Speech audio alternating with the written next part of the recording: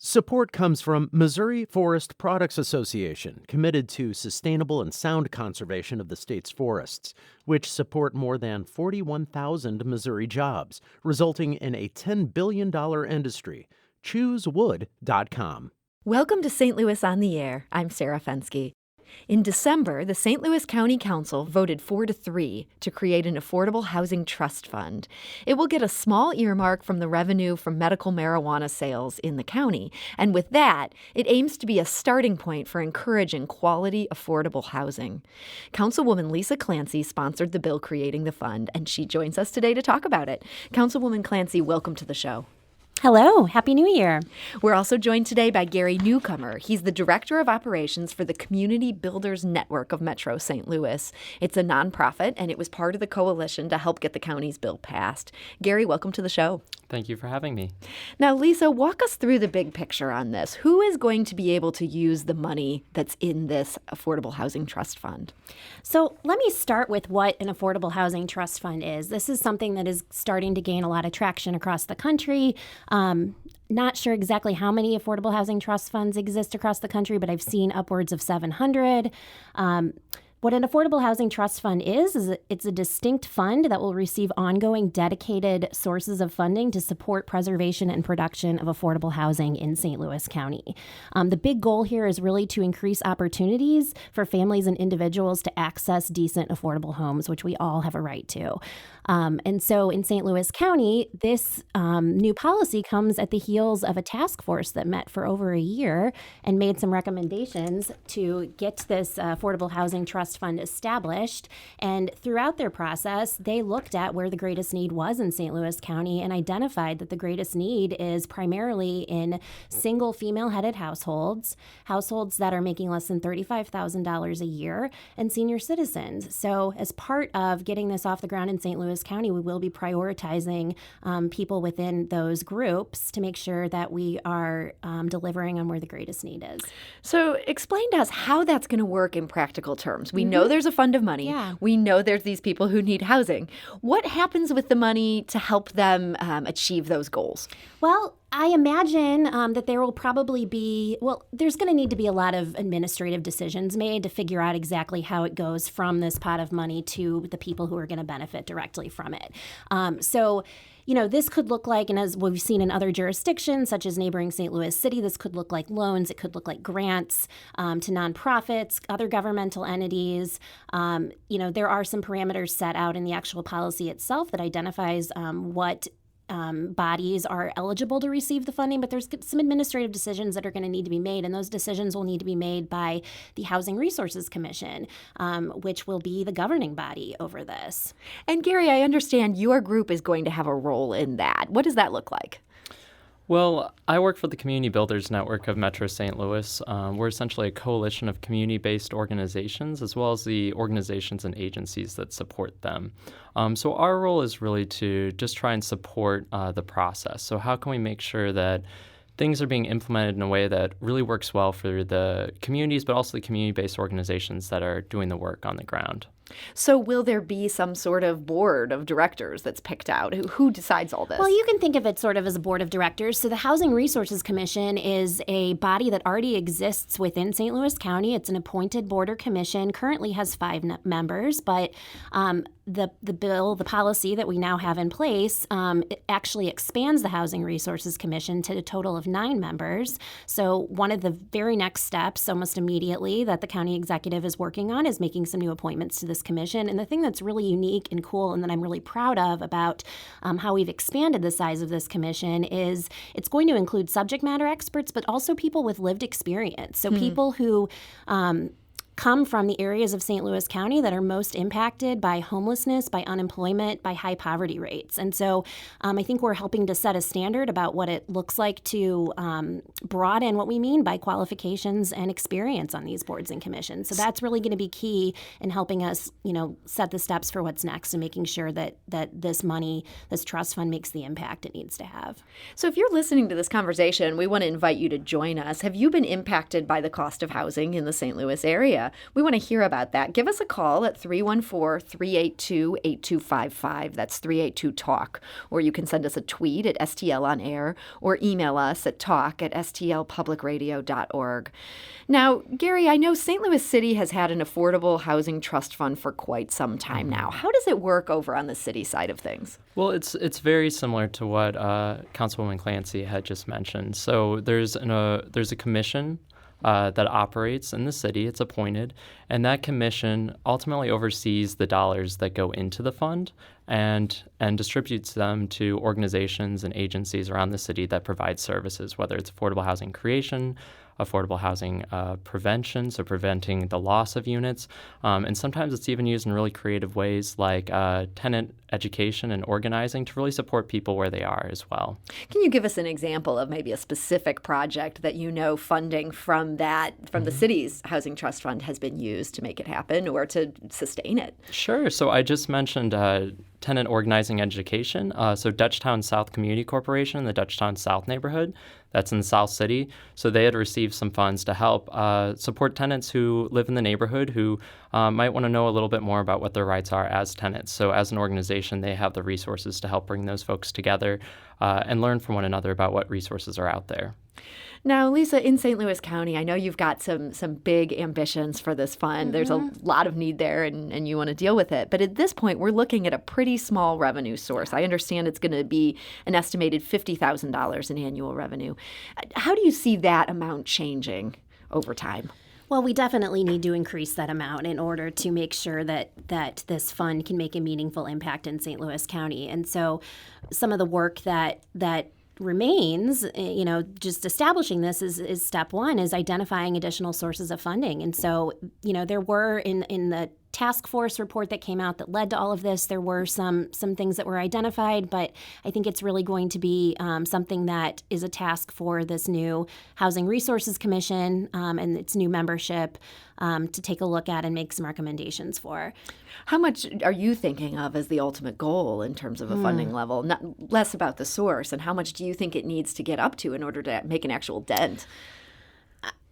Upwards of, millions of dollars at least. I mean, I don't have the exact numbers in front of me. I know that the task force identified, what they felt like would make a meaningful impact. And that's definitely probably exceeding what the city has been able to fund, which is $6 million a year. And, one way to think about this, too, is to think about where the need is in St. Louis County and how to quantify what that need is quantified.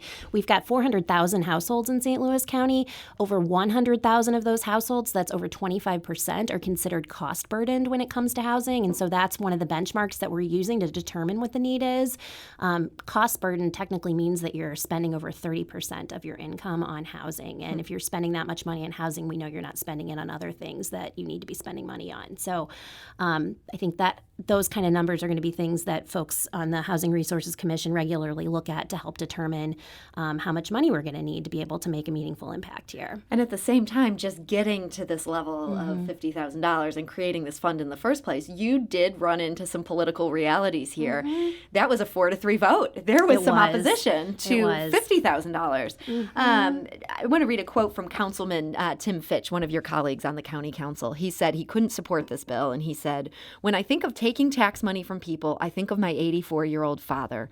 So are we going to say that he should have less of his own money to spend so that money can go into a pot for government to then spend on affordable housing?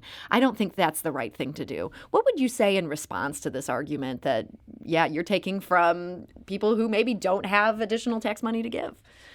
Well, I don't know that I don't know that anyone is taking any money from the 84 or 85-year-old father at this point. I mean, at this point, we're looking at the very modest sales tax for medical marijuana.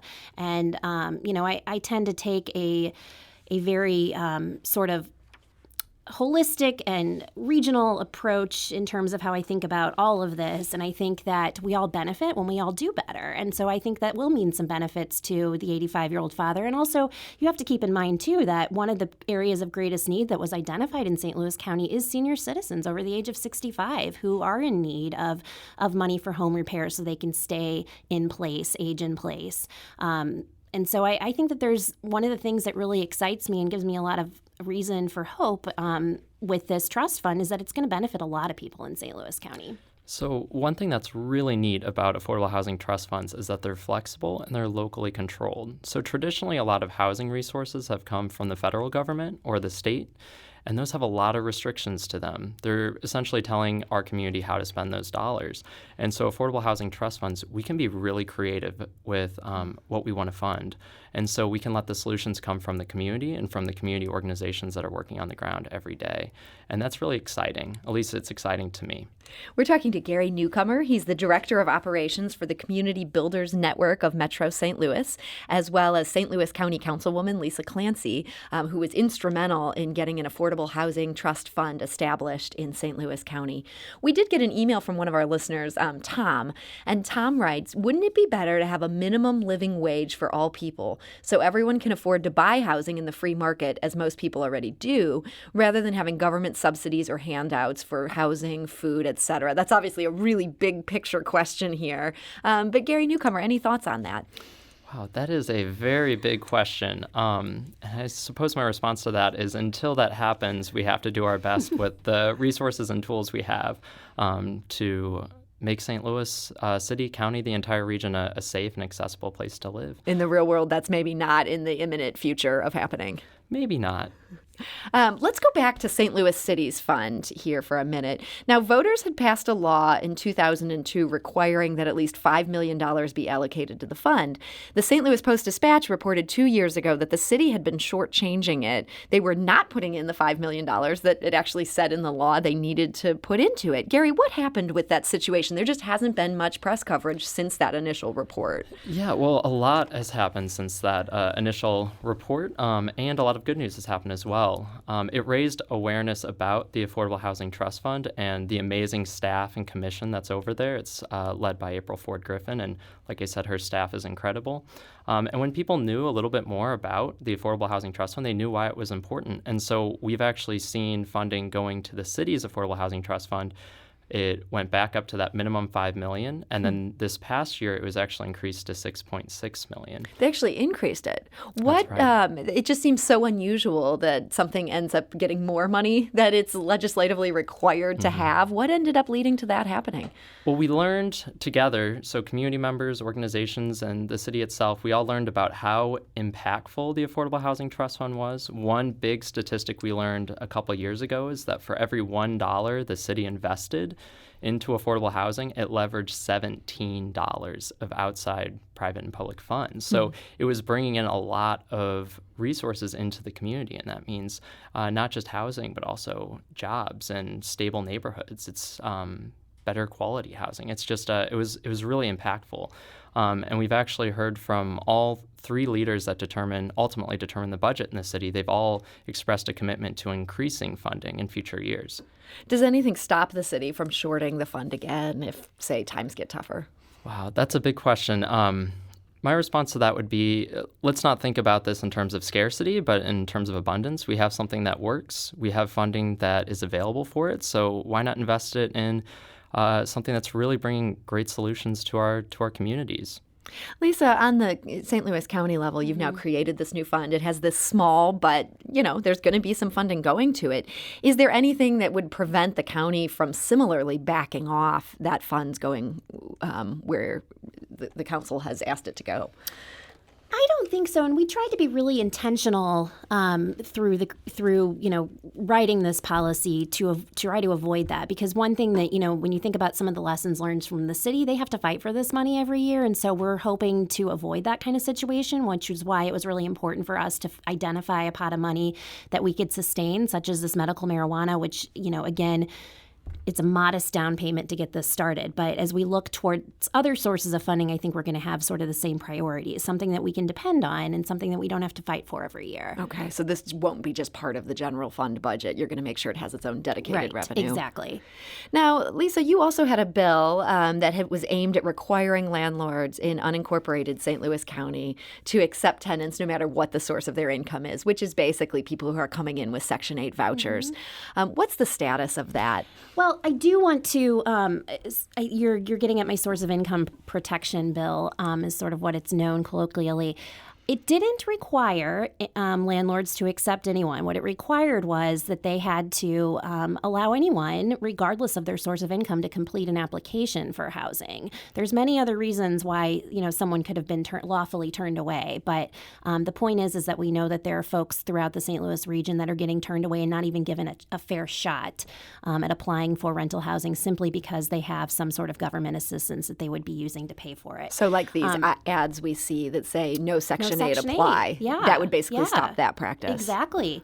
Or it would be an attempt to stop that practice. So really it's an anti-discrimination policy.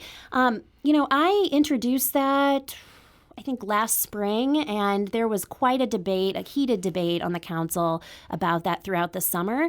And I ended up pulling back on that so that I could focus on other ways to increase housing opportunity in St. Louis County, which is what led to digging into this Affordable Housing Trust Fund. But I am still concerned about discrimination in housing, and I think that this is a conversation that we need to pick back up or continue when the time is right. Do you think you will personally, again, try to lead that charge? I'm not going to speak to, I can't make a commitment to if or when I'm going to be reintroducing that bill. But I think that discrimination in housing and opportunity when it comes to housing is something that is a priority for our region. And I am committed to helping continue move forward on that issue. Now, Gary, going back to St. Louis City, they do have an ordinance just like that on the books. And the Equal Housing Opportunity Commission, which most of us know as EHOC, they had written a report that was pretty critical of how it was actually being implemented and enforced. Do you think there's a problem with the city ordinance lacking teeth, or what needs to happen here in order to see that places where they have these laws, they're actually going to be followed? Well, I can't speak to the EHOC report, so Equal Housing and Opportunity Council report, but I know I've read it. It's a great report, and I'd encourage all the listeners to read it as well. But what I can say is that it is important that we try and find fair housing solutions. When we're turning away people from affordable housing, that creates a problem for all of us. People don't just disappear, people move around. I think I heard this on public radio earlier today. But, it's a good source. Affordable housing can sometimes be a game of musical chairs. And unfortunately, in that game, not everyone gets a seat. Lisa, I did think it was interesting. It looks like Clayton and Webster Groves both made changes to their fair housing laws in this last year. And so even though St. Louis County as a whole didn't take this on, we did see some smaller municipalities doing that. Do you think we'll see more of those in the coming years? I do. I think we will. And I definitely, I want to give a lot of kudos to my colleagues in Clayton and in Webster Groves, which are both in my county council district, for getting this done. And I know Webster, Clayton as well, but I know a little bit more about what Webster's working on, has really committed to advancing affordable housing in Webster, which is also near and dear to me because I grew up in Webster. But I do think we're going to see more municipalities taking this on, and that's going to be really significant because one of the obstacles I faced in my source of income protection, for example, was that as a county lawmaker, I could not mandate something for this throughout all of St. Louis County. My policy only could be for unincorporated areas of St. Louis County. So there was quite a divide there. So I think it's going to be very important for other municipalities to be looking at this. And I'm very proud of those within my own district who have prioritized this. Yeah, it felt like some of the unincorporated areas were saying, well, this isn't fair. This wouldn't even apply in Webster Groves. Now Webster Groves has just gone around them. It eliminates at least one argument against it. It's interesting to see the movement on this. People are paying more attention to these issues. Well, and speaking of the movement, Sarah, one of the things that makes me so happy about how all of this came, this bill getting done and passed was there was a really diverse coalition of people that came together to work on this, whether it was Gary and his colleagues and members of the Community Builders Network. We had the St. Louis Realtors step up, Generate Health, the Urban League. I'm probably leaving some folks out, Health Equity Works. And it also, it was really neat to see community come together in support of this priority. And, I would also be remiss if I didn't mention the For the Sake of All report, the Dismantling the Divide report, and the Ferguson Commission report, which all helped to shine a light on this issue. Yeah, I just want to piggyback off of Councilwoman Clancy's comment, too, that it was a really diverse coalition of partners who came together. So CBN, the organization I work for, we're part of a larger coalition called the Affordable Housing Trust Fund Coalition. And there were partners as diverse as schools, health institutions, developers, small businesses, everyday residents, churches, transportation. It was really incredible to see all the people that came to the table. And it'll be great to see what will happen next with this. So I want to thank you both for being here to fill us in on this. Gary Newcomer of the Community Builders Network of Metro St. Louis, thank you for being here. Thank you for having me. And St. Louis County Councilwoman Lisa Clancy, thank you for joining us today. Thank you. This is St. Louis on the Air on St. Louis Public Radio, 90.7 KWMU.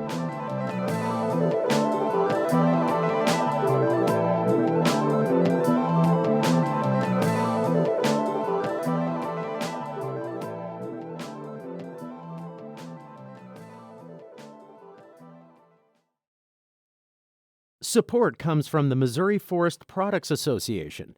Missouri produces wood pallets, railroad ties, white oak barrels, hardwood floors, and more. Details on the variety of products made in the state are at choosewood.com.